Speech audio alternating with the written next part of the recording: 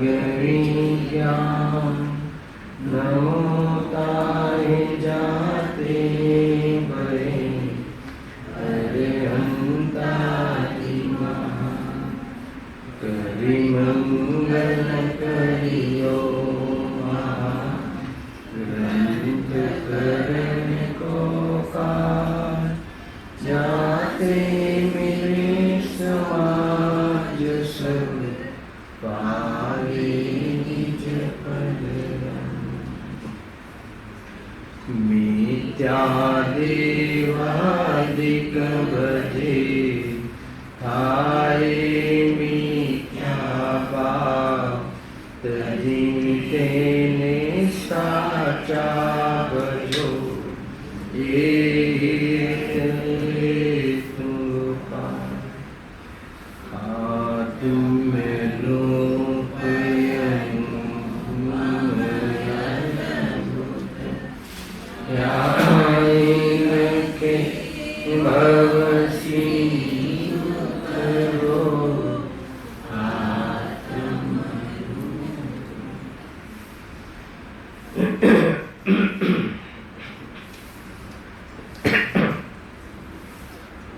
श्री मोक्षवान प्रकाशन से छठा अधिकारों पर આપણે સ્વાધ્યાય પ્રારંભ કર્યો છે।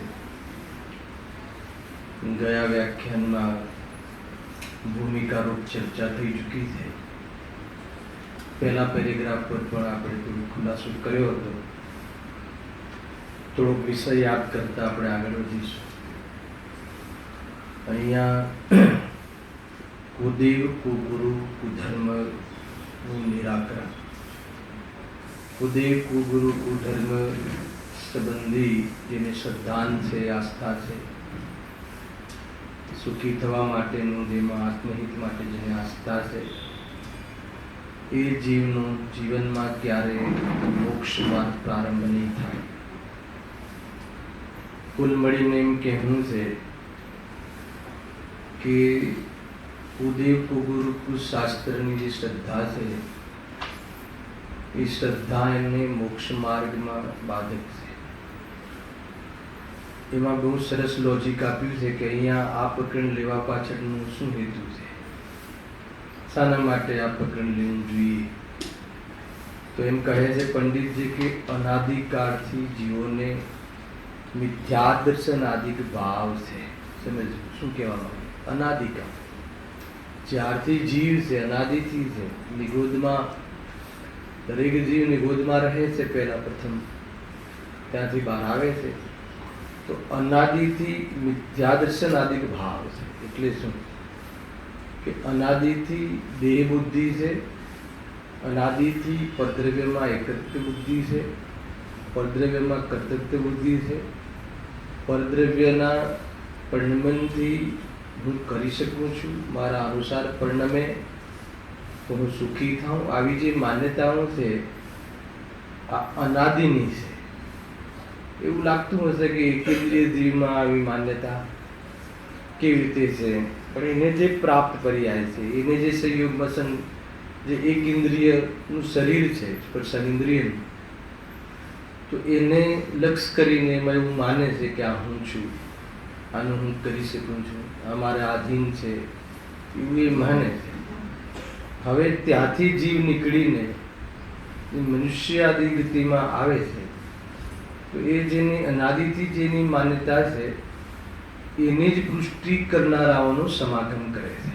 जरा समझो तमे शुं भूल करे तो एनो ज समागम करे छे। लख्युं छे कि तेनी पुष्टतानुं कारण कि जे मनुष्य गति में आव्या पछी जे आ प्रकारनी मान्यताओनी पुष्टि करनाराओ छे एनो समागम थाय छे अने ए जे माने छे कि हूँ परद्रव्यथी मने लाभ थाय छे परद्रव्यना कारणे हूँ सुखी थाऊं छुं ए मारा अनुसार परिणमे तो हूँ और सुखी थाऊं एवुं जे माने शरीर मारा वश में रहे पत्नी मारा वश में रहे संयोगों मारा वश में रहे तो हूँ सुखी थाऊं एवुं माने छे અને અન્ય જે લોકો પણ એવું માને છે અને એની સલાહ આપે છે એનું સમાગમ કરે છે અને પોતાની માન્યતાને પુષ્ટ કરે છે। સાંભળી લો ભૂલ ક્યાં થાય છે કે જ્યારે એવા સમાગમમાં એને એક પ્રકારથી આસ્થા થઈ જાય, કોઈ પુણ્યના ઉદયથી કોઈ કાર્ય સિદ્ધિ થતી જોવા મળે, તો એ બાહ્યમાં એવા વ્યક્તિઓને ગુરુનો દેવનો દરજ્જો આપી દે. સાંભળ્યો ભૂલ ક્યાંથી ગ્રહિત મિથ્યાત્વ કહેતી થાય છે કે ગ્રહિત મિથ્યાત્વ એટલે અનાદિનું માને તો છે જ, અને વળી પાછું એની પુષ્ટિ કરાવનારાઓનો સંપર્ક કરે છે, સમાગમ કરે છે, એની સાથે સત્સંગ કરે છે, માની લો કે ના એની દ્રષ્ટિએ તો, અને પછી એમાં દેવની અથવા કે આજ મારા હિતકારી છે એમાં દેવની કે ગુરુની કલ્પના કરે હે ને, એનો આભાસ કરે છે, એનો દરજ્જો આપી દે છે, અને પછી એની પ્રશંસા કરે છે, અને એના એ સંબંધી ભક્તિ આદિ કરીને એને ધર્મ માને છે. કુલ મળીને આ એ ધર્મ એટલે મેં ધર્મ કર્યો, મેં આમ આસ્થા કરી અને એની સેવા કરી, મેં એનું આજ્ઞામાં રહ્યું, એનું અનુસરણ કર્યું, અંદરમાં એના પ્રત્યે મને અહોભાવ આવ્યો. ખ્યાલ આવ્યો? એક તો એવું માને કે આનાથી મને થાય છે, આનાથી મને થાય છે, અને એવું ધર્મની આડમાં આવીને એ પ્રકારનું પંડમન કરે છે. તો કહે છે કે જ્યાં સુધી એને આ પ્રકારનું મિથ્યાત્વનું સેવન કરતો રહેશે અને મિથ્યાત્વને પૃષ્ઠ કરતો રહેશે અનાદિનું, ત્યાં સુધી આગળ લખે છે કે મોક્ષ માર્ગમાં જે પ્રવૃત્તિ નહીં થાય એનો ત્યાગ થતા થશે. આ એક પ્રકારથી પાત્રતા બતાવી કે જ્યાં સુધી ભલે એ જ્ઞાનમાં કદાચ કોઈ આ વિષયો ખોલી નાખે, પરંતુ એને ક્યાંય ને ક્યાંય ખૂણે આવી પદ્રવ્ય તરફની આસ્થા રહે, તો કહે છે કે એને દોષ આવે છે. આમાં એક પ્રશ્ન બને છે, બેનનો પ્રશ્ન પણ છે, અને ગઈ વખતે થોડોક ઇશારો પણ કર્યો હતો મેં, કે કોઈને એવું થતું હોય કે ભાઈ આપણે જો લોકની અંદર નિમિત્તિક કાર્યો અનેક થાય છે, અવસર થાય, સાંભળી લો, ક્યાં લોકો આનો આડ લઈને ક્યાંય ઘુસાડે છે આ મિથ્યાત્વ. નિમિત્તિક સંબંધો ઘણા છે, અથવા નિમિત્તિક રૂપે કાર્યો અનેક થાય છે કે નથી થતા? થાય છે ને. જ્યારે આપણને કોઈ હેડેક થાય તો એ પ્રકારની મેડિસિન લઈએ, કોઈ પ્રમાણે બહારમાં કોઈ આપણને ગરમી લાગે તો આપણે ફેન ચાલુ કરીએ, એ બધા એક પ્રકારે નિમિત્તિક સંબંધો છે. તો અનેક પ્રકારના નિમિત્તિક સંબંધ છે. ભૂખ લાગે તો આપણે આહારનું સેવન કરીએ, અને આહારનું સેવન કરવાના કાલમાં એની તૃપ્તિ પણ થાય, એની ક્ષુધા મટે છે.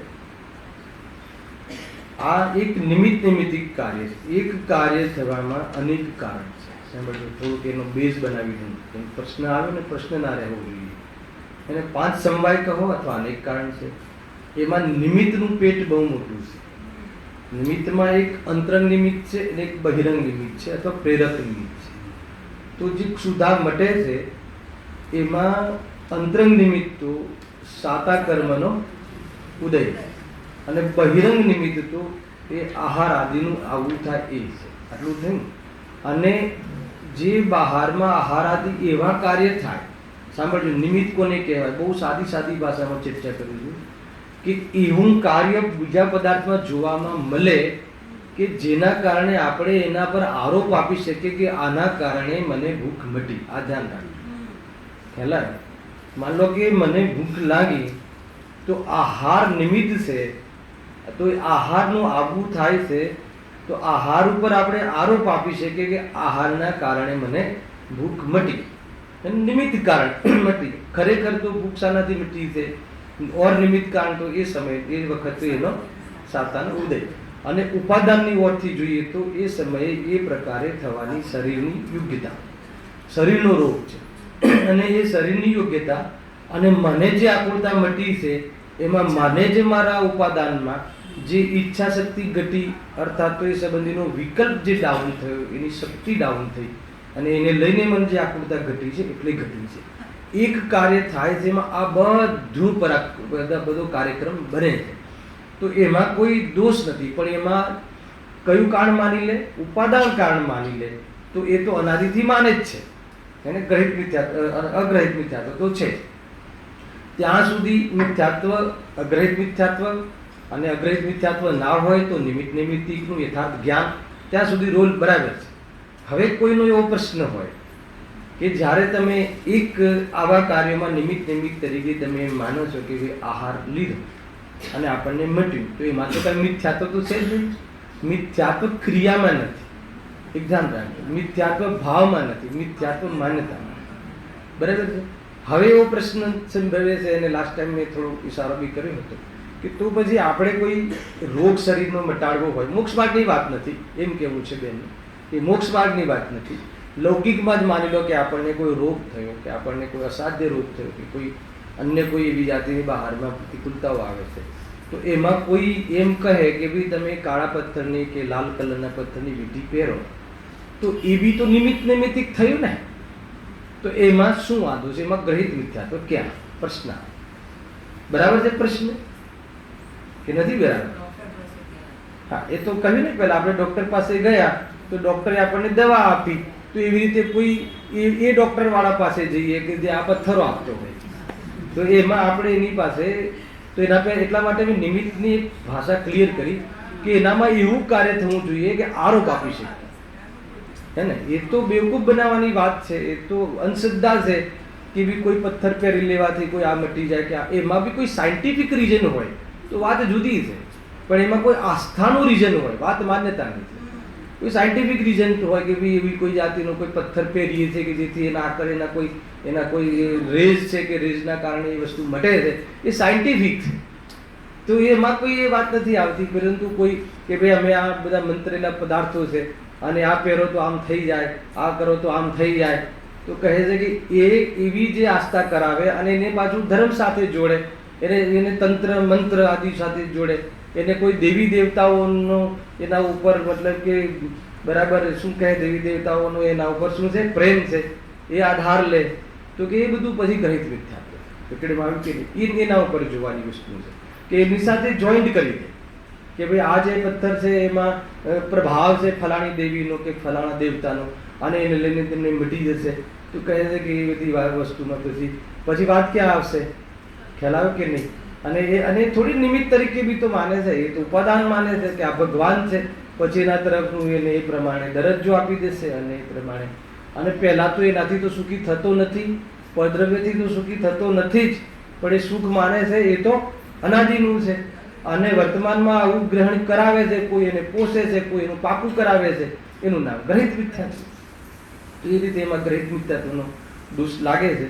કેમ કે પ્રશ્ન એ આવ્યો ને કે મોક્ષ માર્ગની અંદર કોઈ દેવશાસ્ત્ર ગુરુને ભૂલ હોય તો બરાબર છે, આ તો ઘરના કોઈ લૌકિક કાર્યોમાં આપણે એવા વસ્તુ ચાલુ રાખીએ, ખ્યાલ આવે કે નહીં? તો કે તને કર્મ થિયરી પર વિશ્વાસ નથી, તને ક્રમબદ્ધ પર વિશ્વાસ નથી, તો એમ બી કહી શકે કે તો કે પછી બીજી બધી ચીજોમાં બી તો કર્મ થિયરી, તો બીજી કર્મ થિયરી તો કહી, એટલા માટે આખું પેકેજ મૂક્યું કે બહારમાં રોગનું મટવું એ વાસ્તવમાં કર્મ થિયરીથી જ મટે છે, અને એને યોગ્ય બહારમાં જે નિમિત્ત નૈમિત્તિક શરીરમાં એવા પ્રકારના પરમાણુ સળે તો આ રીતે થાય, તો નિમિત્ત નૈમિત્તિક જે છે તો એ બહારમાં એ પ્રકારનો ઉપાય કરે, અને એ મટે ક્યારે?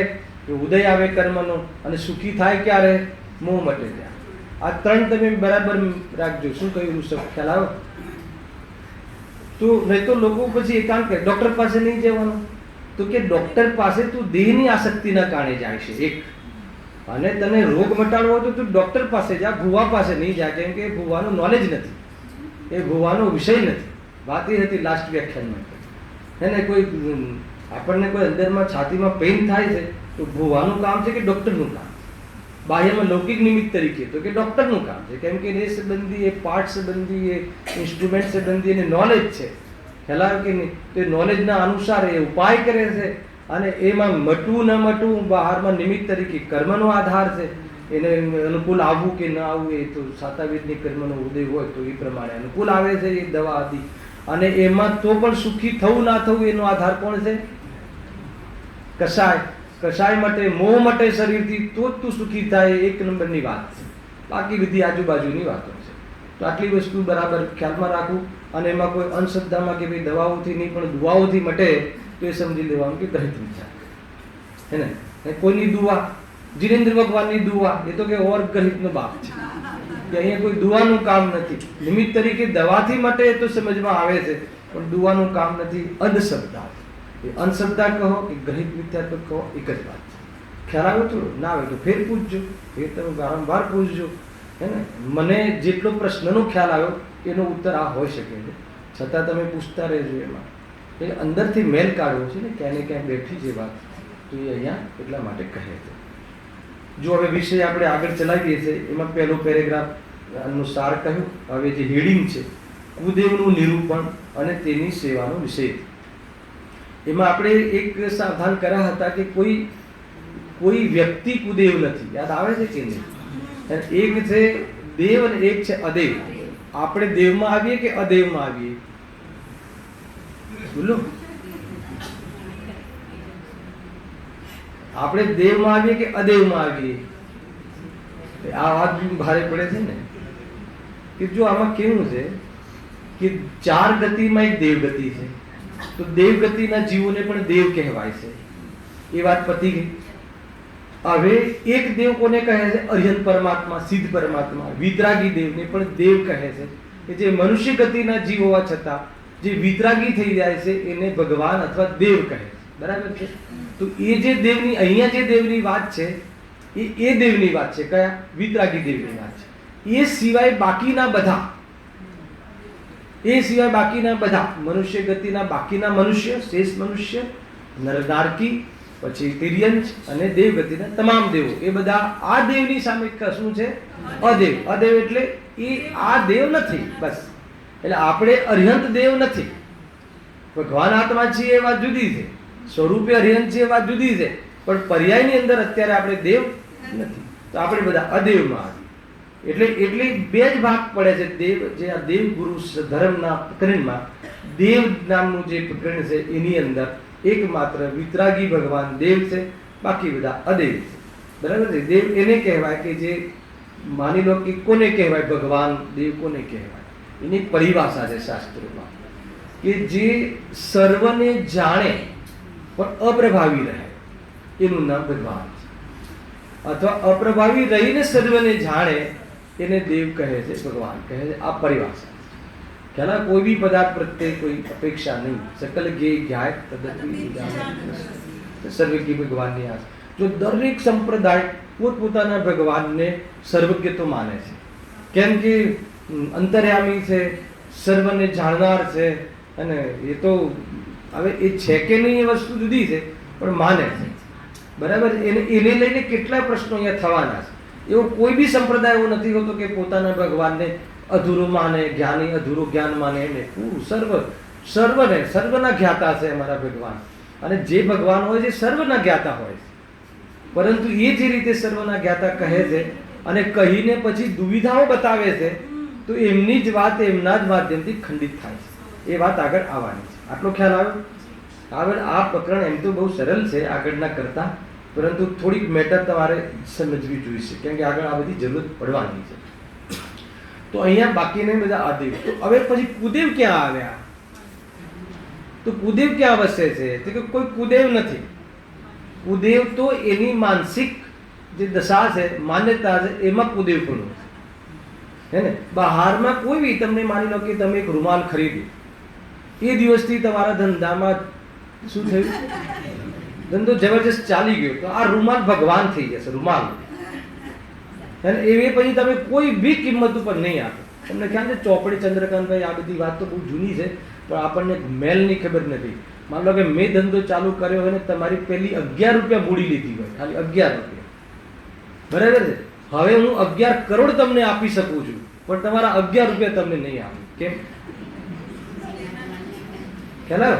તો એ બધી આસ્થા, એ અંધશ્રદ્ધા છે. ખ્યાલ? કોઈને પહેલી ગાડી લીધી હોય, પછી એને બધું એના પ્રમાણમાં ઘરમાં સારું થતું જાય, પછી એ કોઈ બી કિંમત પર ના વેચે. તો એ જે અંદરમાં એક માનસિકમાં એ જે અંધશ્રદ્ધા જે વસે છે, તો આ જે છે એ પછી એ પદાર્થને શું માની લે? એ પદાર્થમાં શાની કલ્પના કરે? એ પદાર્થમાં મારા માટે તો ભગવાન છે, દેવ છે, એ દેવની કલ્પના કરે. એટલા માટે પથ્થરો દેવ બની જાય છે. બરાબર છે? તો એ દેવની કલ્પના કરે છે, અને બસ એ પ્રમાણે પછી એના જે સલાહકાર મળી જાય ઓર એવી રીતે, તો એને ગુરુ માની લે છે, અને પછી એમાં પૂજન ચાલુ થઈ જાય છે, ભક્તિ ચાલુ થઈ જાય છે. એ બધું શું થઈ ગયું? એના હિસાબે ધર્મ થઈ ગયું. તો આ રીતે કુદેવ કુ ગુરુ કુ ધર્મ મુખ્ય રૂપથી તો પોતાની માન્યતામાં છે. બની શકે કે તમે જેને દેવ માનો છો, એને દેવ છે નહીં, દેવ વિતરાગી હોય, બસ એક જ ફોર્મ્યુલા. જેને દેવ માનો છો એ પોતાને દેવ ના માનતો હોય, પણ તમારી આસ્થામાં, તમારી માન્યતામાં જે એનામાં દેવનો જે દરજ્જો છે એને અહીંયા શું કહેવાય છે? ઉદેવપણું કહેવાય છે. એને ગ્રહિત મિથ્યા. તો પર્ટિક્યુલરલી એટલે કે પદ્માવતી છે કે ક્ષેત્રપાલ છે કે કોઈ યક્ષ છે કે યક્ષિણી છે, 24 તીર્થંકરની યક્ષ યક્ષિણી હોય છે એમના જીવનમાં આવે તો આપણા દેવો તો આગળ પાછળ ફરતા હોય છે, બધા ધાર્મિક જીવોની આગળ પાછળ. કોઈ બહુ મોટી વાત નથી. દેવો પુણ્યના દાસ છે, વ્યક્તિના દાસ નથી. ખ્યાલ આવે કે નહીં? તમારું પુણ્ય જોરદાર હોય તો દેવો તમારી આમ નોકર બનીને સેવા કરે. બહુ મોટી વાત નથી. અને પુણ્ય ખતમ થઈ જાય, દેવો તો શું દીકરો એ સેવા ના કરે. ખ્યાલ આવે કે નહીં? બને છે કે નથી બનતું એવું? તો એ બધી વાત આ બધી પાપ પુણ્યની છે. તું ક્યાં અંધશ્રદ્ધાથી લઈ આવે છે, તું ક્યાં બહારથી લઈ આવે છે, એ બધી ખૂબ ચર્ચા આ લોજિકથી આગળ વધવાની છે. હવે જો વાંચીએ આપણે જે ક્યાં બોલું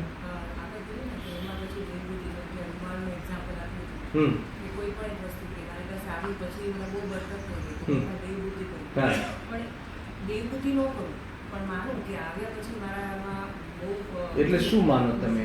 આ નાથી થયું છે.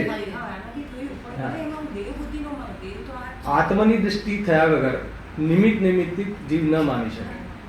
હું ચૈતન્ય સ્વરૂપ છું, જાણવું મારું સ્વરૂપ છે, એને જાણવું દેખવું મારું પરિણામ, મારી ક્રિયા છે. અને એ પદાર્થ જે આવ્યો અને ગયો અને વિકલ્પ આવ્યો એ જ્ઞેય છે.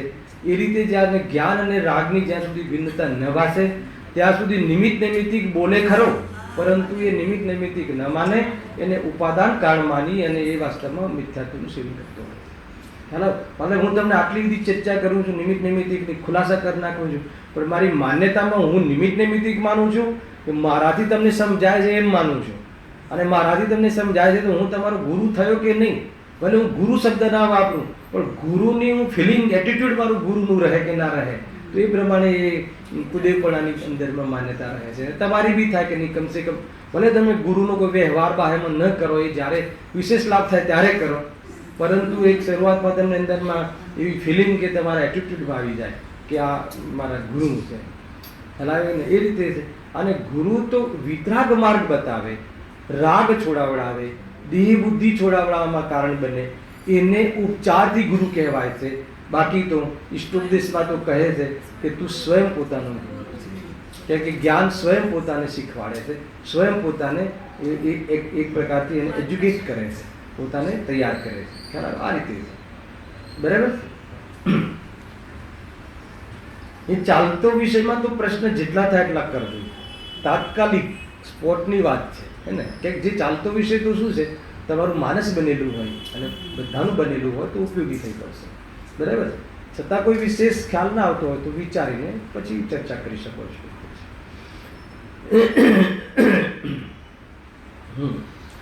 જે હિત કરતા નથી તેને ભ્રમથી હિત કરતા જાણી સેવન કરે તે કુદેવ છે. હવે આમાં શું સમજશું? એટલે પહેલા તમારે હિત શું છે સમજવું પડશે. પહેલા તો આપણે જે હિત માનીએ છીએ એ હિત જ નથી. આત્માનું હિત તો મોક્ષ છે. આત્માનું હિત તો તમારે જે જોઈએ છે એને એ મળી જાય ને હિત માનો છો, એના વિરુદ્ધમાં હિતની ચર્ચા છે. હાલા, મને ધન મળી જાય, મને બહારમાં નિરોગી શરીર મળી જાય, યોગ્ય પુત્ર મળી જાય, યોગ્ય પત્ની મળી જાય, તો કહે છે કે અહીંયા તો હિત તો આની જરૂર ના પડે અને આનાથી તું સુખી નથી થતો. આ વિકલ્પ મટે તો સુખી થાય, આવો સંકલ્પ મટે તો સુખી થાય, એમાં આત્માનું હિત છે. તો હવે એ હિત જેને પ્રાપ્ત કરી લીધું છે અને એ હિતનું જે અનુમોદના કરે છે, એના માટે જે સમજાવે છે એને તું નિમિત્ત તરીકે ગુરુ કહે તો કહે, બાકી તો કોઈ ગુરુ બીજો હોઈ શકે નહીં. સમજમાં આવે છે? એટલા માટે ભાઈ દેવશાસ્ત્ર ગુરુનું શ્રદ્ધાન, સાચા દેવશાસ્ત્ર ગુરુનું શ્રદ્ધાન એ સમ્યક દર્શન મોક્ષ માર્ગમાં સૌથી પહેલા નંબરની પાત્રતા છે. ખ્યાલ આવે? ભાઈ આપણે એમ કહીએ કે એક દ્રવ્ય બીજા દ્રવ્યનું ન કરે એવી મને શ્રદ્ધા છે, પરંતુ કોઈ દેવ સાથે મારો સંબંધ પ્રેમ રહે તો એક દ્રવ્ય બીજા દ્રવ્યનું કરે છે હે ને, અરે નથી કરી શકતો એવી કહેવાવાળાનું પણ અપમાન થયું. ખ્યાલ આવ્યો? અને એવા શાસ્ત્રનું પણ અપમાન થયું. નહીં પણ પછી પેલી વાત આવે ને કે આમ લોકમાં તો હું તમને સમજાવું છું, તમે મને મારી પાસે સમજો છો, તો કે આ બધું નિમિત્તિકનો માહોલ છે. કોઈને સમજાવવાથી કોઈ સમજતું નથી. સમજાવવાનો રાગ આવ્યો એટલે સમજાવવાની ક્રિયા થઈ, એ પણ મારી નથી. અરે એમાં જે જાણવું થાય છે એ હું છું, એ જાણવું થાય છે મારો સ્વભાવ છે, સાંભળજો.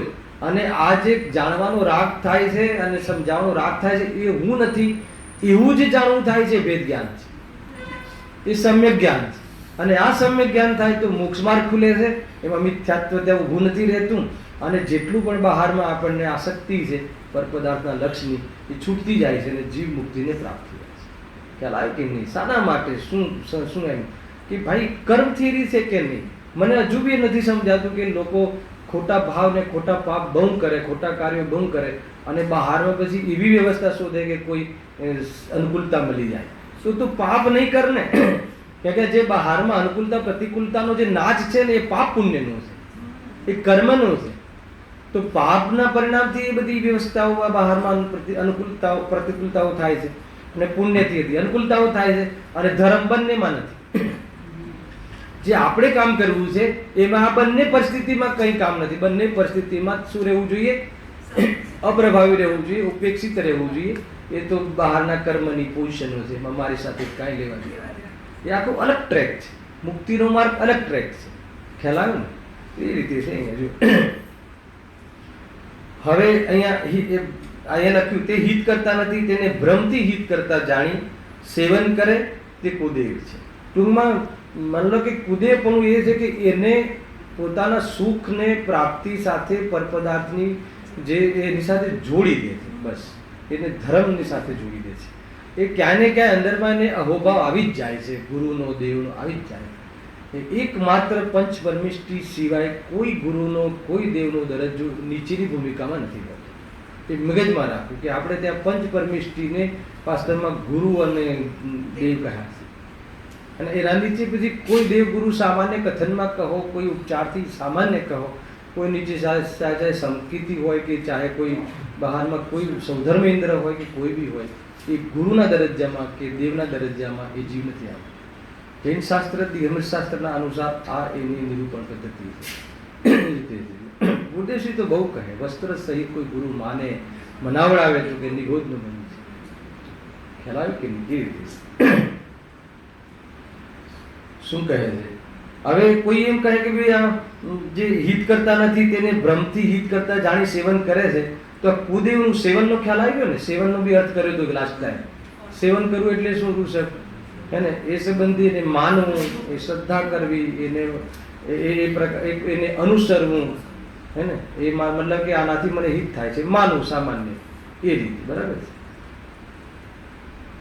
હવે એક એંગલ આપે છે, 3 દ્રષ્ટિ આપે છે, દ્રષ્ટિકોણ, કે વ્યક્તિ કુદેવનું સેવન કેમ કરે, શું કામ કરે, શું કામ કુદેવની સેવા કરે, શું કામ એનો આશ્રય લે, શું કામ એના શરણમાં રહે છે.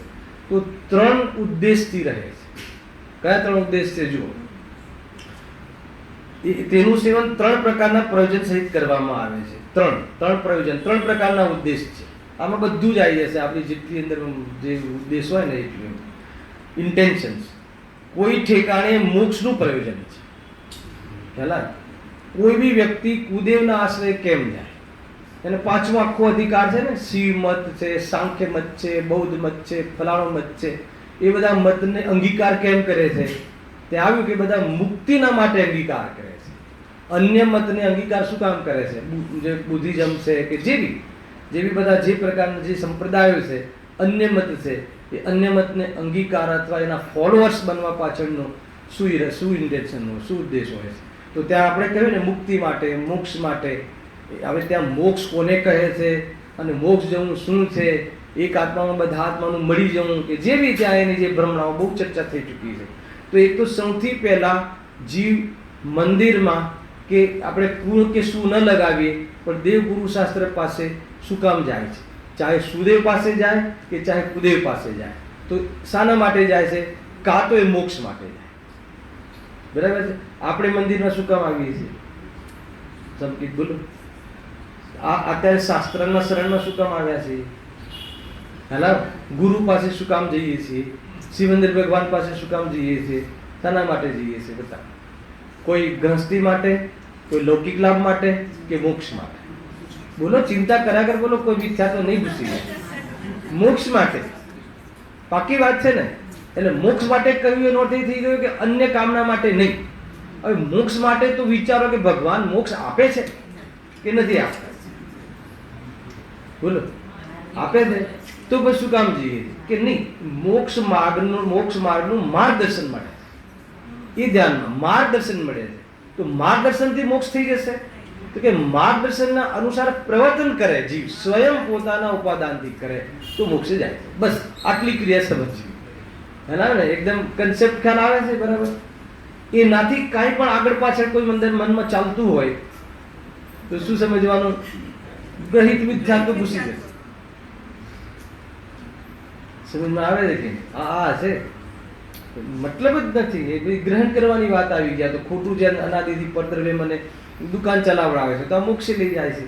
તો વાત તો એક નહીં કરી. માર્ગદર્શન મળે છે, એવી કાર્ય થાય ત્યારે એના પર આરોપ માત્ર આવે, કાર્ય ન થાય ત્યાં સુધી તો કોઈ મતલબ જ નથી. એને ખ્યાલ આવે એ રીતે જો સિદ્ધાંતો બહુ કામમાં આવે આમાં સમજવામાં.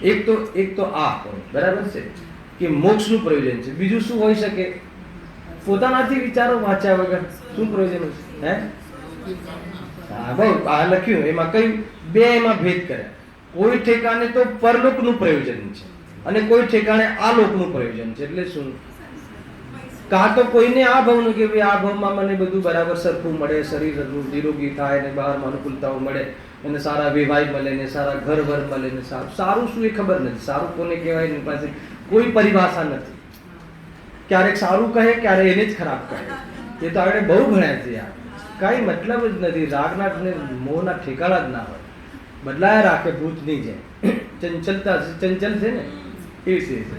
તો અહીંયા એક તો આ લોકનું પ્રયોજન, એટલે આ ભાવમાં પ્રયોજન હોય કે ભાઈ પ્રભુ હું તારા શરણમાં એટલા માટે આવ્યો છું કે મને આટલી દુવિધાઓ છે એ જરા સોલ્વ થઈ જાય અને એમાં સફળતા મળી જાય. અને બીજું એક પરલોકનું એટલે કે ચલો આ લોકમાં તો તારી ઘણી દયા રહી, ઘણી કૃપા, ભગવાન તારી માયા, આ શબ્દ બોલીએ, ભગવાન તારી કૃપા, ભગવાનની મરજી, આપણી અનાદિની આદતવાળા જ શબ્દો બોલીએ છીએ આપણે. ભાઈ શું કરીએ? ભગવાનની મરજી. જો બોલવામાં મિથ્યાત્વ નથી, માનવામાં મિથ્યાત્વ. હલાવે કે નહીં? ભગવાનની કૃપા, જેવી ભગવાનની મરજી હશે એવું થશે. આ એક સહેજ આપણે બોલતા હોઈએ છીએ. ખ્યાલ એવું નથી. આ તું જે સ્ટડીમાં જે લૌકિક અભ્યાસમાં જે અમેરિકા જેવા જે મોટા દેશ છે ત્યાં બી આ બહુ ચાલે છે. ત્યાં ટીવી પર એડવર્ટાઇઝમેન્ટ આપતી જાય છે. એક મિત્રે મને કહ્યું, આ ચર્ચા થતી હતી તો કહે કે તે એડવર્ટાઇઝમેન્ટ આવી જાય કે પંડિત મહારાજ સંપર્ક કરો, કે પીર મોહમ્મદ સંપર્ક કરો, જે કોઈને ઘરની કાંઈ પણ સમસ્યા હોય તો તમે સંપર્ક કરો 24 કલાક. બરાબર છે? ત્યાં બધી સિસ્ટમ છે. પછી મેં થોડુંક જિજ્ઞાસાથી પૂછ્યું તો એ સમસ્યાઓ દૂર કરી શકે છે? મેં પૂછ્યું. મેં કીધું ખરેખર શું છે, શું પ્રોસિજર છે, સાંભળ્યું? તો કહે કે એ લોકો સૌથી પહેલા ફોન કરે, ડાયરેક્ટ ના મળે, ફોન પર ક્રેડિટ કાર્ડ માંગી લે, નંબર તમારો, એટલે તમે ટેક્સીનું જે મીટર ચાલુ ને એમ ચાલુ 2 કલાક સુધી ચર્ચા કરો તો એનું ચાલુ. પછી મેં પૂછ્યું કે ઠીક છે, એ બધી એની પદ્ધતિ થઈ વેપારની, પણ એ જે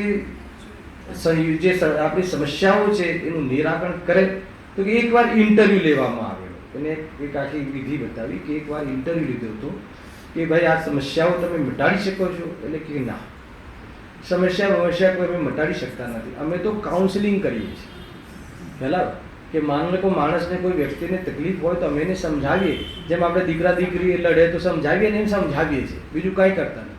થોડુંક માની લો કે જ્યોતિષ જાણતા હોઈએ તો બતાવી દઈએ કે ભાઈ તારું આ પ્રકારે ભવિષ્યમાં થવાનું છે, કે આ અમે બતાવીએ છીએ, બાકી કોઈ અમે કરતા નથી. પણ લખે એડવર્ટાઇઝમાં એમ કે અમે સર્વ સમસ્યાઓનું સમાધાન કરી દઈએ. સમસ્યાનું જ્ઞાન નહીં, એને શું થવાનું છે એનું જ્ઞાન નહીં, અથવા એને આપણે બી સમજાવીએ ને આપણે દીકરા દીકરીને તો કે બસ એ રીતે. પણ કે લોકો આવે છે, પૈસા ખર્ચે છે, ખ્યાલ આવે. એટલે એવું નહીં સમજવું કે જે ભણેલા છે એ મૂર્ખ ના હોય. એ ખ્યાલ અંધશ્રદ્ધામાં સૌથી વધારે એજ્યુકેટેડ પીપલ જાય. તમે જોઈ લેજો, જેટલા બી ટીવીમાં જે પ્રસંગો આવે છે, જેટલા બી એજ્યુકેટેડ લોકો હોય છે એ વધારે ત્યાં જોવા મળે. એટલે કે આ અલગ વાત છે. ખ્યાલ આવે? આ તો અંદરની શ્રદ્ધાની વાત છે કે અંદરમાં એને શ્રદ્ધાથી કે નહીં આ ઠીક છે, પૈસા તો હું કમાઈ લઉં છું આ રીતે એન્જિનિયરિંગથી, પણ બહારમાં સુખ તો આ મને કરી આપશે. હવે પહેલાને પેલો એવો ગેરમાર્ગે દોરે છે જીવને, ખ્યાલ તો પણ એ નથી સમજતો. અંદરમાં શ્રદ્ધા કામ કરે છે ને, શ્રદ્ધાના આધાર ઉપર સંસાર ટકે છે. મિથ્યા શ્રદ્ધાના આધાર ઉપર સંસાર ટકે, એટલે બીજ કહ્યું છે. એટલે આપણે રોજ દુકાનમાં બેગ લઈને કેમ નીકળીએ છીએ? કે અંદરમાં શ્રદ્ધા છે કે હું કમાઈ શકું છું, અને કમાઈએ તો ધનથી લાભ થાય છે. અગર જો એ શ્રદ્ધા ના હોય તો આ પગ ઉપડે નહીં. અને શ્રદ્ધા સાચી થઈ ગયા પછી જે પગ ઉપડે છે બહુ ઔપચારિક હોય છે, અને એ પણ હવે ધીરે ધીરે બંધ થઈ જાય છે. આ એક કન્સેપ્ટ છે. અહીંયા જે સમજાવવામાં આવે છે કોઈ અંધશ્રદ્ધા નથી, કન્સેપ્ટ છે. કેવી રીતે સંભવ છે કે કોઈ આપણને બહારમાં કોઈ થોડુંક સોફો ફેરવી આપે, કે થોડું આ કરી આપે, કે થોડું ઘરનો દરવાજો બદલી આપે, કે કોઈ ખૂણામાં વધારે વજન કરી આપે તો આપણા કરેલા પાપ એ મિથ્યા થઈ જાય, નિર્જા થઈ જાય? કેવી રીતે સંભવ છે? તો પછી બધા ઉપાય એ જ કરે ને. હું તો કહું છું કે અગર કમાવાતું હોય તો પછી દુકાન જવાની જરૂર શું છે? ખ્યાલ આવે? અરે એ જે વ્યક્તિ પાસે તમે જાઓ છો એ બી તો કમાવા માટે કરે છે. તમે એમાં વિચાર કરો તો એમ લાગે કે એકદમ હંબક છે, છતાં લોકો જાય છે, છતાં લોકો માને છે. આ તો મોક્ષ માર્ગ માટેની વાત છે કે તને મોક્ષ માર્ગમાં એકમાત્ર વિતરાગી દેવશાસ્ત્ર ગુરુ એનું સ્વરૂપ ખબર હોવી જોઈએ. ખાલી નામ નહીં, ખાલી નામ માટે ખાલી આવું એમ નહીં, એનું સ્વરૂપ ખ્યાલમાં હોવું જોઈએ. અને કશાય તરફનું આપણું જે વલણ છે એ વલણ આપણું ઢીલું પડવું જોઈએ. તો સમજવું કે આપણે સાચા દેવશાસ્ત્ર ગુરુનો વ્યવહારથી પણ શ્રદ્ધાન કહ્યું. લૌકિક વ્યવહાર, નિશ્ચયવાળો વ્યવહાર તો પ્રતીતિ થાય ત્યારે કહેવાય. જુઓ, એક તો એ પ્રયોજન થયું, તથા કોઈ ઠેકાણે આ લોકનું પ્રયોજન છે, કોઈ ઠેકાણે પરલોકનું પ્રયોજન છે. બસ બીજું ઠીક છે, આ ભાવમાં આપણને બરાબર છે, તો હવે ભાઈ હવે મારો આગળનું બી જોજો, એને નેક્સ્ટ ભાવનું પણ થોડુંક હે ને એના પર બી કૃપા કરી દેજો. તો એવી રીતે આ જીવ પોતાને ઠગે છે. હવે જો આગળ બહુ સરસ વાત કરી. હવે એમાંથી કોઈ પણ પ્રયોજન તો સિદ્ધ થતું નથી. આ એક પ્રકારથી બ્રહ્મકથન છે. કોનાથી સિદ્ધ થતું નથી? આજે બહારમાં જે ખુદે ગુરુ કુશાસ્ત્રના જે પણ આસ્થા અને એ જે બી વિધિ બનાવે ને એની જે સેવા કરીએ અને એને જે પણ વિધિ બતાવી વિધિ કરીએ, મંત્ર તંત્ર જાપ આદિ તે એની સેવા દીવા બત્તી અગરબત્તી જે પણ કરતા હોય, તો કે એનાથી કોઈ કાર્યની સિદ્ધિ થતી નથી. અને એનાથી કાર્યની સિદ્ધિ થતી હોય તો લોકો એ જ લાઈન લાગી જાય, એ જ કરે ને. તો કાર્યની સિદ્ધિ શાનાથી થાય છે? જો કેટલી વસ્તુ લખ્યું છે, કોઈ પણ પ્રયોજન તો સિદ્ધ થતું નથી, અને પણ કંઈક વિશેષ હાનિ થાય છે. બહુ મોટી વાત છે. કોઈ પણ પ્રયોજનની સિદ્ધિ થતી નથી. જે પણ સિદ્ધિ થાય છે પાપ પુણ્યને આધીન થાય છે. જેટલી પણ સિદ્ધિ થાય છે બાહ્યની સિદ્ધિ પાપ પુણ્યને આધીન છે, આત્માને આધીન નથી, અને કોઈ અન્ય આવા કોઈ દેવી દેવતાઓને આધીન નથી. ખ્યાલ આવે? કોઈ દેવી દેવતાઓને ખુશ રાખે કે એને નારાજ કરીએ એના કારણે આ કોઈ બહારમાં અનુકૂળતા પ્રતિકૂળતા થાય, એવી માન્યતા તદ્દન જૂઠી છે.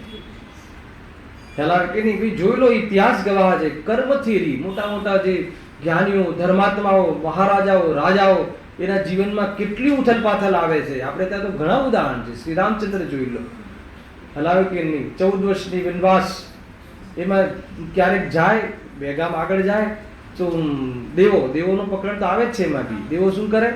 આખી નગરીની રચના કરી. અને ક્યારેક કોઈ જે સીતાનું હરણ કરી લે ત્યારે એકે દેવ ના આવે. કોઈ કાર્યમાં તો દેવોની સહાય મળે, અને કોઈ કાર્યમાં દેવોની સહાય ના મળે. એ શું બતાવે? પાપ પુણ્યનો ખેલ છે ને. પુણ્યનો ખેલ હોય તો દેવો આવી જાય, રગડતા આવે, નાક રગડતા સહાય કરે, અને પુણ્યનો ઉદય હોય તો, અને પાપનો ઉદય હોય તો ભાગી જાય, યાદે ના કરાવે. સમજમાં આવે જ આખી વસ્તુ. તો કેટલી વાર એમ બધું આવ્યું ને. હવે એમાં કોઈ દેવી દેવતાઓને પૂછતા હશે શ્રી રામ, માનો કે જેને અનુકૂળતા બતાવી હશે, કોઈ બહારમાં નગરી રચી તો પછી એમની સેવા. અરે દેવો આમ જ્ઞાનીઓની પૂજા કરે છે, હે ને, કે વિતરાગી જીવ છે, આને કોઈ પ્રભાવિત નથી, અમે આટલી સેવા કરીએ છીએ, એના પાસે ઉભા રહીએ છીએ, પણ અમારી પાસે એને કોઈ અપેક્ષા નથી. એને એટલો મહિમા આવે છે દેવોને. ખ્યાલ? આ તો સાધે છે દેવને, અને કોઈ ખોટી રીતે સાધે છે દેવને. તો કે ઠીક નથી. અને જો આગળ સીતાજીનું જીવન જુઓ, કેટલી કેટલી બધી ઉથલપાથલ ક્યાંય ને ક્યાંય, કેવી પરિસ્થિતિ બની હશે. જે લોક અપવાદથી એમને જંગલમાં જવું પડ્યું, પેટમાં બે બાળકો, બીજાની સહાયથી રહેવું પડ્યું, ત્યાં બીજાના ઘરે બાળકોનો જન્મ થાય છે, વળી પાછું રામનું મળવું થાય છે. તો અગ્નિ પરીક્ષાની વાત આવે છે. અગ્નિ પરીક્ષા આવે તો એ દેવો કહી શકતા હતા? દેવ એકવાર ધોબીના ઘેર જઈને ઉભો રહી જાય, દેવ તો ધોબી તો ધ્રુજી જાય, હે ને? તો કેમ એને એવો વિકલ્પ ના આવ્યો? જ્યારે આખી ક્લાઇમેક્સ થાય છે, જ્યારે આખી મતલબ કે અગ્નિકુંડ થાય છે ને એમાં જ્યારે ઝુકાવે છે, ત્યારે દેવોને વિકલ્પ આવે છે. કેમ? કેમ કે ત્યારે એનો પુણ્ય કર્મનો મેચ્યોરિટી થાય છે. સમજ આવે છે કે નહીં? એ વખતે પાક્યું, તો એ વખતે ઉદયમાં આવ્યું, પણ એની અપેક્ષા નથી હોતી. હવે દેવો આવ્યા અને મારો મને લાભ થયો એમ સીતાજીનો જીવ માનતો નથી. પણ તમે જુઓ બહારમાં જે પણ કંઈ કરેલા છે, જે પણ કંઈ થાય છે એ મારા કરેલા છે. એ મગજમાં રાખવું, કોઈ બહારમાં કોઈના પર આરોપ આપવું નહીં ને પ્રભાવિત થવું નહીં. ખ્યાલ આવ્યો કે નહીં? અને બાહ્યમાં જે પણ કંઈ થાય છે એ બોલું જ છું તમને અત્યારે કે બાહ્યમાં થાય છે. ક્યાં નથી થતું? અંતરંગમાં નથી થતું, મારામાં નથી થતું. તો પછી શું પ્રોબ્લેમ છે? નાટકની જેમ જો ને. ખ્યાલ આવ્યો? આ એક પ્રકાર છે, એપિસોડ છે. એ રીતની આખી વસ્તુ ચાલે છે. જોરદાર વસ્તુ છે. પણ કંઈક વિશેષ હાનિ થાય છે, લાભ થતો નથી. કોઈ આજે બી એવું માનતા હોય, બહુ લોકો ડરે છે એને કે કેમ કે કોઈ એના ઘરમાં કોઈ દેવની સ્થાપના કરી હોય, કોઈ એ રીતે કરી હોય તો બહુ ડરે છે કે ભલે અહીંયા તમે કહો આ સાત તત્વનું બધું બેસે છે મેગેઝમાં, પણ કોઈ સાથે સાથે દેવને ખુશ રાખીએ તો બીજી રીતનો પ્રોબ્લેમ ના આવે ને. તો કહે છે કે તને સાત તત્વની ક્યાં ખબર રહી હતો? તે સાત તત્વને ક્યાં જાણ્યા? હે ને? એ વાત જ ના રહી. સાત તત્વ જાણે એને તો આ બધી પ્રકારની બીમારી નીકળી જાય. કેમ કે એમાં દેવ ગુરુ શાસ્ત્ર ધર્મ બધું આવી જાય છે. અને એમાં આશ્રવ ભાવ ને બંધ ભાવ ને જીવ અને અજીવ બધા જ એમાં ફંડામેન્ટલ ક્લિયર છે.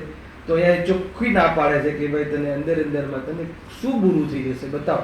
તમે એક વિચાર કરો કે ચલો એ મને બુરું કરી લેશે, મારું ભલું નહીં કરે, તો એ તમારું ખરાબ શું કરે? મને એક બતાવો. જેને આમાંથી કોઈ વ્યક્તિને અંદર અંદર ઊંડે ક્યાંક આસ્થા તો ખરાબ શું કરે મને બતાવો. ખરાબ શું હોય શકે? આપણે વિચાર મૂકીએ. આ બધી ચર્ચા આ રીતે કરવાનો વિષય છે. બોલો, ખરાબ શું કરી શકે ધનેશભાઈ? કોઈ દેવ આપણું ખરાબ શું કરી શકે?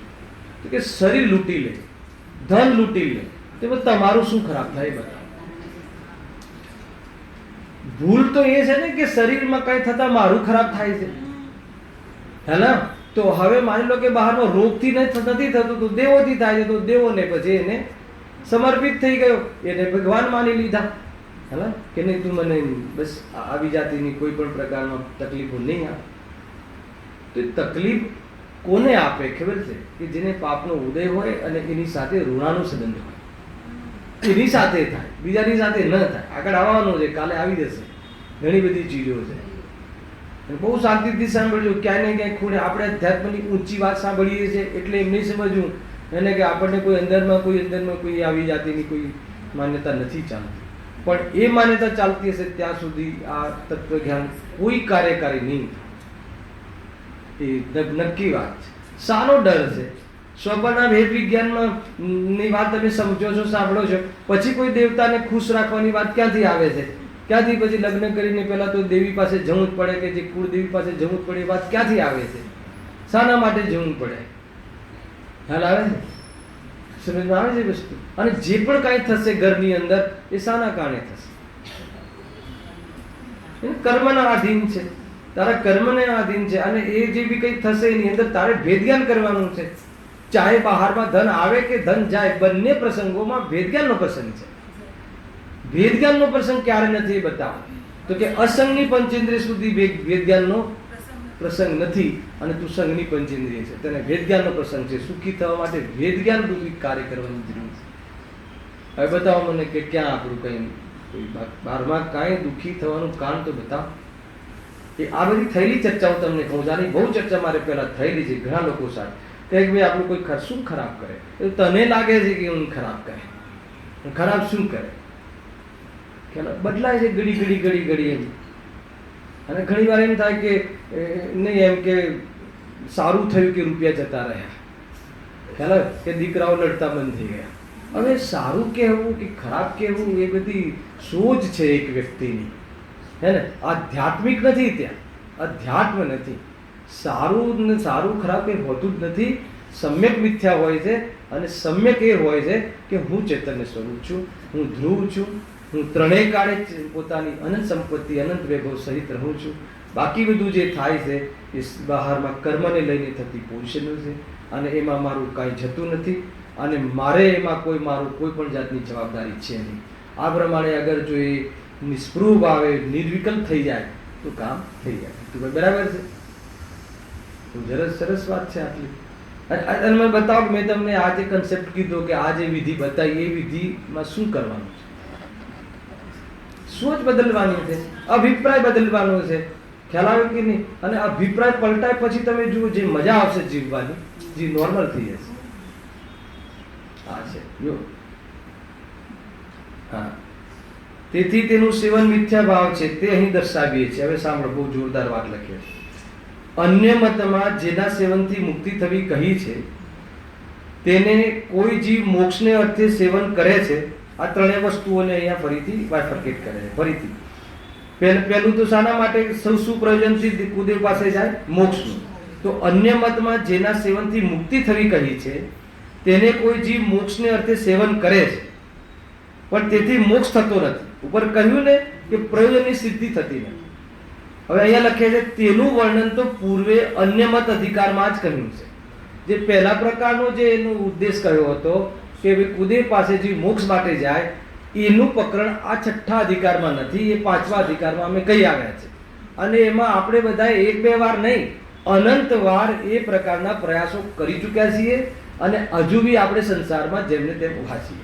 એનો અર્થ કે એ બધા ઉપાયથી કાર્યની સિદ્ધિ થતી નથી. એ જે બી આગળ ભણી ગયા ને પાંચમા અધિકારમાં, જે બી જેટલા સંપ્રદાય, બધા જ સંપ્રદાયમાં અનંતવાર જન્મ્યા છે. ખ્યાલ આવે કે નહીં? બહુ વાર કરી ચૂક્યા છે, પણ આપણે કાર્યની સિદ્ધિ થઈ નથી. ક્યારે ન થાય? કેવી રીતે થાય? કુદેવના શરણમાં. તો કે સુદેવના શરણમાં તો થઈ જાય ને. તો કે જેને થશે એ સુદેવનું શરણ જરૂર હશે, પણ સુદેવના શરણમાં આવ્યા પછી બી કરશે તો થશે. પછી કોઈ ગેરંટી છે કે નહીં એ બતાવો. તો ગેરંટી તો એને પોતાના પર છે ને, કરે તો થાય, પણ ત્યાં તો ગેરંટી ન થવાની ગેરંટી છે. અને અહીંયા થશે તો આ રીતે જ થશે. સુદેવ પાસે આવશે, તત્વ સમજશે, એ પ્રમાણે પ્રતીતિ કરશે અને ભગવાન બની જશે. ખ્યાલ? બાકી કોઈ રીતે સુખી થવાનો ઉપાય નથી. જો હવે અન્ય મતમાં કહેલા દેવને, બીજી પ્રકારનો અન્ય મતમાં કહેલા દેવને એટલે કુદેવને કોઈ પરલોકમાં સુખ થાય, દુઃખ ન થાય એવા પ્રયોજન અર્થે સેવે છે. હવે તેની સિદ્ધિ તો જો આવે પુણ્ય ઉપજાવતા અને પાપ ન ઉપજાવતા થાય છે. ખ્યાલ આવે કે નહીં? એ કાર્યની સિદ્ધિ કોઈ બહારમાં કોઈ ના આધારે થતી નથી, કોઈ કુદેવના આધારે, પાપ પુણ્યના આધારે થાય છે. પણ પોતે તો પાપ ઉપજાવે તથા કહે કે ઈશ્વર મારું ભલું કરશે, પણ એ તો અન્યાય થયો. ખ્યાલ આવે કે નહીં? પાપ બહુ કરે ને પછી ભગવાન પાસે શું થાય? શું કામ જાય? ભલું કરવા માટે. હવે જો ભગવાનને પણ કોર્ટમાં ઉભા કરે છે પંડિતજી, કારણ કે ઈશ્વર કોઈને પાપનું ફળ આપે અને કોઈને ન આપે એવું તો છે નહીં. શું કહે છે? જો ઈશ્વર મારું ભલું કરશે, પણ એ તો અન્યાય ઠર્યો. શું કરે? પાપ કરે અને પછી ભગવાન પાસે જાય કે પ્રભુ મને માફ કરી દો, અને અથવા તમે મારું ભલું કરો. અને જો ભગવાન ભલું કરે, એ લખ્યું ને કે ઈશ્વર કોઈને પાપનું ફળ આપે અને કોઈને ન આપે, હે ને? કોઈને આપે ને કોને આપે ને કોને ન આપે એ બતાવો. હવે એની સેવા કરે એને પાપનું ફળ ન આપે, અને એની સેવા ન કરે એને પાપનું ફળ હલાવે કે નહીં? એવું માને છે એ લોકો. એ રીતે છે, પણ એવું તો છે નહીં. જેવો પોતાનો પરિણામ કરશે તેવું જ ફળ પામશે. માટે કોઈનું ભલું બુરું કરવા વાળો ઈશ્વર કોઈ છે નહીં. એ જે ઈશ્વર માને છે એમાં બી આ વાત બેસતી નથી. કોનું ભલું કરશે, કોનું બુરું કરશે? તો કે એ તો એના કર્મને આધીન છે. એટલે કોઈ પણ ઈશ્વર કોઈનું ભલું બુરું કરવા નહીં અર્થ એ પ્રમાણે કોઈ વાત થઈ ઠરી નહીં. તો હવે સારો ડર. હવે શું કામ તમે કોઈ દેવને ઘરમાં રાખો? કયા ઘરમાં? હે ને? શ્રદ્ધામાં, માન્યતામાં. નહીં માન્યતામાં ન રાખીએ પણ ઘરે એકાદ પૂતળું હોય તો શું વાંધો, તો પછી રાખવું શું કેમ પડે? એ બધું એ દરિયામાં વહાવી દો. કોઈના ઘરે હોય તો વહાવી દો, ને તો થેલી ભરીને મને આપી દો, હું કરી દઈશ. હે ને? અને કોઈ એ દિવસે કોઈ એવી કોઈ વિના બની જાય તો કર્મથી એની પર શ્રદ્ધા કરજો. અને અરે તને તારા પાપ પર પણ ભરોસો નથી, તારા પુણ્ય પર પણ ભરોસો નથી. હે ને? પુણ્ય પર ભરોસો કર, પાપ પર ભરોસો કર. એ આશ્રવ તત્વ પર ભરોસો છે. અને આશ્રવ તત્વ પર ભરોસો એ આત્મા તત્વનો ભરોસો છે. એનું નામ સાત તત્વની શ્રદ્ધા છે, એનું નામ સમ્યક દર્શન. ખ્યાલ આવે કે નહીં? અને અન્ય તત્વની જે પરદ્રવ્યની બી શ્રદ્ધા કરવાનું કહ્યું ને સાત તત્વમાં, પરદ્રવ્યની શું શ્રદ્ધા કરવી? એ પર છે, એ હું નથી. ખ્યાલ આવે? એક શુદ્ધાત્મા સિવાય બાકી બધું પર છે. પર છે એટલે શું? મારા કાર્યની સિદ્ધિના કારણ નથી, અને એના કાર્યની સિદ્ધિમાં હું કારણ નથી, અકારણ છીએ. અગર એવી દ્રષ્ટિ થઈ જાય તો કેવું એકદમ ઉપેક્ષા વાળું જીવન. જો તમને કોઈ અપેક્ષા હોય ને કોઈની પાસે, તો જીવ સરેન્ડર થઈ જાય છે, બહુ વિકૃતિ આવી જાય છે. એ કહે ધર્મ બી માની લે છે. જોઈ લેજો તમે, તમને કોઈ અપેક્ષા રહે કે અંદરમાં કે નહીં મને કોઈ આ વસ્તુ જુએ છે ને મને આના વગર નહીં ચાલે ને એ કોઈની પાસે મને મળી જાય, તો પછી એ તમને કહે કે કંઈ વાંધો નહીં એને, પણ તમે આ પંથના ફોલોઅર્સ થઈ જાઓ તો તમારી બધી વ્યવસ્થા થઈ જશે. તો એને પછી ભગવાન માનવા લાગે છે કે જો ત્યાં તો ધર્મ સારો, આપણો ધર્મ કંઈ આપે? આપણા ધર્મમાં કોઈ કંઈ આપે? અરે આપણા ધર્મમાં કોઈ કાંઈ જરૂર ના પડે, તારે જરૂર પડે નહીં એવો તું છે એ બતાવે છે. અને પેલો જે તને આપે છે એ બી સ્થાયી છે, એ ધ્રુવ છે, એ પરમેનન્ટ છે. અને આપ્યા પછી કાંઈ સુખી થઈ જાય છે જીવ. અને જીવ અત્યારે બસ જો આમાં કેવું છે કે આ જીવને મેં ગઈકાલે પાપ પુણ્ય અધિકારમાં બહુ ચર્ચા કરી હતી મિલાડમાં, કે આ જીવને શું છે કે બહારમાં ભાઈ પ્રફુલભાઈ આમ જે કેમ શ્રદ્ધા એની તૂટી જાય છે કે પાકી હોતી નથી, અને બહારમાં બહુ પાપમાં રહેતા હોય ને એને બહુ અનુકૂળતાઓ હોય છે. હે ને? એ પૂર્વની પર્યાયનો એને ખ્યાલ નથી, અને ભવિષ્યની પર્યાયનો એને ખ્યાલ નથી. ખ્યાલ આવે ભાઈ જીતુભાઈ? એટલે આ જીવને એમ થઈ જાય છે કે આપણે અહીંયા મંદિરમાં આવીએ અને હું કમાઈ શકતો નથી ને મારું કશું છે જ નહીં, એમ કરતા રહીએ ને તકલીફો કેટલી પડે. આ લોકો આના વિરોધમાં છે તો બી કેટલી શાંતિ છે. અને ધનની બધાને બહારમાં ઇજ્જત બહુ, ધન બહુ, બધું. અને બધા એક ખાલી એક સરકાર બી એની ફેવરમાં બધું. તો આ જીવને પછી અંદરથી એને આની શ્રદ્ધા તૂટી જાય છે, કેમ કે એને ખરેખર એનો ગોલ જ ખબર નથી. ખ્યાલ આવે કે નહીં? શાના માટે પથરા પહેરવાના, શાના માટે શું કરવાનું? ખ્યાલ આવે કે નહીં? એને ગુરુદેવશ્રી કહેતા ને કે ભાઈ એ તો શરીરને ટકવું હશે તો રોટલા આવી જશે. એને એની વ્યવસ્થા કર્મ કરે છે, અને એની વ્યવસ્થાને અમે આધીન નથી. ખ્યાલ આવે? આખી વાત નાની નાની વાત બતાવો, આમાં કાંસ ઉપર આવી કે ના આવી, આમાં છઠ્ઠી ગાથા આવી કે ના આવી, બધું આવી જાય છે. કઈ થોડી થઈ કે પર્ટિક્યુલરલી પરમત શબ્દ બોલવા પડે. ખ્યાલ આવે છે ને ભાઈ? શાંતિથી સમજો, માર્ગ બહુ ઉજળો છે ખરેખર. દુનિયામાં કોઈ ચક્રવર્તી કરતા પણ મારું પુણ્ય બહુ મોટું છે એમ સમજવું. કારણ કે મને એક પરમાણુ માત્રની જરૂર નથી એવી હે ને વિધિ સમજાવવા વાળી વિદ્યા મળી છે, એવા દેવશાસ્ત્ર ગુરુનું શરણ મળ્યું છે. જન્મ મરણનો અભાવ થઈ જાય એવી એક પ્રકારમાં બહારમાં આપણને કલા મળી છે, અને એની આપણને આસ્થા છે. બસ મારી થોડી કમજોરી રહી છે કે હજુ એ પ્રમાણે પ્રવર્તી શકતો નથી, પણ માર્ગ તો આ જ શક્ય છે. ખ્યાલ આવે કે નહીં? આ વાત આપણને થોડી ઘડી ઉતરવી જોઈએ. બરાબર ભાઈ? આગળ શું કહે છે? લાસ્ટમાં શું કહે કે કોઈનું ભલું બુરું કરવા વાળો ઈશ્વર કોઈ છે જ નહીં. આ તર્ક આપ્યો ને કેવી રીતે સંભવ છે? આપણે પાપ કરીએ ને પછી ભગવાન પાસે જઈએ તો પાપનું ફળ આપણને ન આપે તો અન્યાય થયો, અને પાપનું ફળ મળે તો ઈશ્વરે શું કર્યું? અગર જો એ પાપનું ફળ ન આપે એવી વ્યવસ્થા હોય તો એવી તો વ્યવસ્થા સંભવ નથી, બેસતી જ નથી. અને પાપનું ફળ મળે જ છે તો પછી દેવનો રોલ ક્યાં આવ્યો? બતાવો. દેવનો રોલ આવ્યો પછી મારે કોઈ દેવ પાસે જવું પડે, મજબૂરીથી જવું પડે, એ વાત આવી કોઈ? ખ્યાલ કે ભાઈ? કોઈ ચિંતા નથી. એ બી એક દેવગતિનો જીવ છે, ચિંતા નહીં કરો.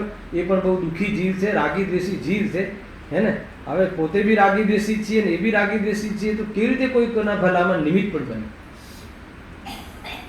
આ જે પણ કોઈ કહું છું એ હું નથી કહેતો, આ વિતરાગી દેવની વાત છે, એટલે એ નિમિત્ત બને છે. હે તો હું તો એક જરિયા માધ્યમ છું. ખ્યાલ આવ્યો? મૂળ નિમિત્ત તો કોણ છે? અરિહંત પરમાત્મા, પંચ પરમેષ્ઠી, દેવ ગુરુ ધર્મ, એ સમજવું જોઈએ. એટલે ગુરુદેવસિંહ કહેતા ને અમે તો બધા આળતિયા છીએ એમ કહીએ, અમે તો આ તો શ્રી ભગવાનની વાણી છે લાવીને અહીં આપીએ છીએ, આમાં અમારું કાંઈ નથી. કેટલી વાર કહે, કોઈ દિવસ એમને એનો એમ અભિમાન કર્યું કે હું કહું છું, હું કહું. આ તો ભગવાને કહેલી વાણી છે, એ અહીંયા અમે પહોંચાડીએ છે. વળી એ દેવોનું સેવન કરતા, સાંભળજો બહુ જબરજસ્ત લોજિક છે. એ દેવોનું સેવન કરતા એ દેવોનું નામ તો દે અને અન્ય જીવોની હિંસા કરે. ખ્યાલ આવે તમને? કે તથા ભોજન નૃત્યાદિ વડે પોતાના ઇન્દ્રિય વિષયને પોષે, પણ પાપ પરિણામોનું ફળ તો લાગ્યા વિના રહેતું નથી. એ દેવોની સેવા કરે, નો શું કહ્યું? પણ એ દેવોનું સેવન કરતા એટલે એને અનુસરતા, એ દેવોનું નામ તો દે એટલે એ દેવોના નામને શું વટાવી ખાય, એ દેવોના નામે શું કરે? હિંસા આપે. કે નહીં ફલાણો દેવ છે ને એ બલિ માગે છે, જો એને બલિ આપીએ આપણે, હે ને, તો શું થઈ જાય? તો કહે છે કે આપણી કાર્યની સિદ્ધિ થઈ જાય. એક બલિ માગે છે બસ. બહુ વખત આવું દૂર ચાલે કે ભાઈ તો આપણે ત્યાં તો આ છે નહીં તો આ ઘુસાડી દે લોકો. આપણે પ્રતિમા બાહુબલીની ઊભી થઈ ને કાલે, તો પહેલાં થઈ નહીં, તો જો અન્ય મત હોય ને તો કે નહીં કંઈક દેવ નડે છે, દેવ કંઈક માગે છે, આપણે એને કંઈક ભોગ ચડાવવો પડશે. પછી વિધિ કરે. કઈ વિધિ કરે? ક્રેન લાવવાનું હતું, એને બરાબર સ્ક્રૂ કરવાના હતા, એ વિધિ કરી, થઈ ગઈ. હેલાવે કે નહીં? નહીં તો અન્ય મતમાં શું થાય પછી કે નહીં આ થતું નથી, તો કોઈ દેવનો આના પર કોઈ પ્રભાવ છે, કંઈક બલિ માગે છે. આવું બધું બનતું હોય છે. એટલે આપણે લોકો તો આનાથી વંચિત છીએ, આપણને આ બધી ખબર નથી. બાકી આવું બધું બહુ ચાલે છે. ખ્યાલ આવે કે નહીં? જોઈ ના શકીએ. બહુ આડંબર ને બહુ ખ્યાલ આવે, પાખંડપણું બહુ ચાલે છે. જો અન્ય જીવોની હિંસા કરે, અન્ય જીવોની બલિ આદિની પ્રવૃત્તિ કરે, નામ કોનું આપે? ફલાણા દેવનું. ભાઈ મને આવે છે દેવ, મારા માથે આવે છે અને મને રાત્રિમાં કહ્યું હતું કે ભાઈ એને આહાર તો હોતો નથી. દેવોને આહાર હોય છે, તો બધી એને ભોજન આપવાની શું જરૂર છે? ખ્યાલ આવે છે? એ ન માંસાહાર હોય છે કે ન શાકાહાર, આહાર જ નથી હોતો. અમૃત જરે છે એ ગંતર દેવને બી. સિસ્ટમ તો એક જ છે બધા દેવો માટે. એ કોઈ કોળિયાનો કે આપણો આહાર કોઈ એવો આહાર હોતો નથી. તથા ભોજન નૃત્યાદિ વડે પોતાના ઇન્દ્રિયના વિષયને પોષે. જુઓ, ભગવાનનું નામ દે. આજે ગણપતિનું બહુ ચાલે છે ને ચક્કર. આ તો પંચમકાળનો પ્રભાવ છે, હુંડાક્ષરણી કાળનો, કે આટલું બધું ગ્રહિત મિથ્યા તો રોડ ઉપર દેખાય છે. બાકી ચતુર્થકાળમાં ગ્રહિત મિથ્યાત્વ તો હોય છે, પરંતુ આવું એકદમ છડેચોક બહારમાં પ્રદર્શન નથી હોતું. તો અહીંયા માન લો કે કોઈ ગણપતિને દેવ માને, પછી એના અલગ અલગ પ્રકારના પ્રકારો બનાવે અને પછી એમાં શરાબ પીને નાચે અને ભોજન કરે અને ઇન્દ્રિય વિષયને પોષે અને શું નામ આપીને? આ ગણપતિના નામે, દેવના નામે. આમાં દેવ ખુશ રહે છે અને દેવ ખુશ રહે તો આપણને ખુશ કરે છે, રાખે છે, એમ સમજીને પોષે છે બધું. પણ એ પાપ પરિણામોનું ફળ તો લાગ્યા વિના રહેતું નથી. કાલે આગળ જંતર આદિનું બી ચેપ્ટર ચાલુ કરવું છે. ફરીથી આ પેરેગ્રાફ વાંચી અને આગળ કરીશું. સહેજાનંદી